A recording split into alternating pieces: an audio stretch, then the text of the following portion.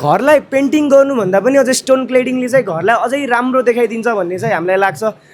अस्तिको भिडियोमा पनि धेरैले सोध्नुभएको थियो स्टोन क्लेडिङ भनेको के हो भनेर।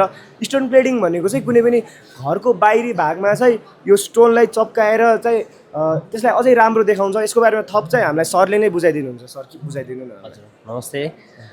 यो चाहिँ हाम्रो स्पेसली यो स्टोन हो जुन चाहिँ हाम्रो चाहिँ वालको भित्री बाहिरी भागहरूमा एलिभेसन पार्टहरूमा चाहिँ राख्न मिल्छौँ। र आजकल त हामीले रिसोर्ट होटलहरूमा पनि मजाले देख्न सक्नुहुन्छ। जस्तै रुमको भित्रतिर पनि सर्ट एन्ड पार्ट भयो भने हामी चाहिँ ढुङ्गा राख्ने प्रयोग गर्छौँ, किनभने वास्तु हिसाबले पनि हजुरको ढुङ्गा एकदम पवित्र मानिन्छ। र यसले चाहिँ हामीलाई थप यो लाउँदा चाहिँ हामीलाई नेचुरल फिल पनि गराउँछ, किनभने यो यसमा चाहिँ कुनै मिसावट हुँदैन। एउटा 100 बाई 100 स्क्वायर फिटमा एउटा 100 स्क्वायर फिटमा लाउँदाखेरि हामीलाई टोटल खर्च कति जति आउन सक्छ? 100 बाई 100 स्क्वायरमा जस्तै अब फ्लोर 10 बाई 10 को 100 स्क्वायर भनौँ न। अब फ्लोरमा पार्किङमा गर्नुपर्दा चाहिँ हजुरको खासै त्यति धेरै चाहिँ आउन्न।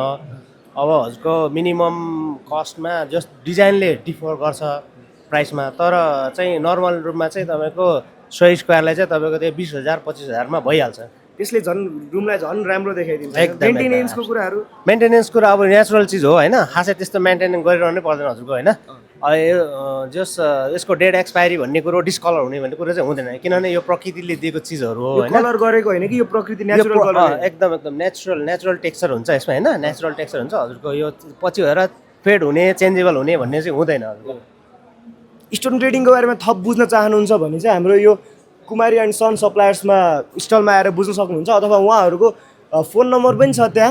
अब यो फेस सकिसकेपछि पनि उहाँहरूलाई सम्पर्क गर्न सक्नुभयो। उहाँहरूको बौद्धमा छ होइन, बौद्धमा छ, अथवा उहाँको सम्पर्क नम्बरमा आएर अझै निःशुल्क नै परामर्श लिन सक्नुहुन्छ है त।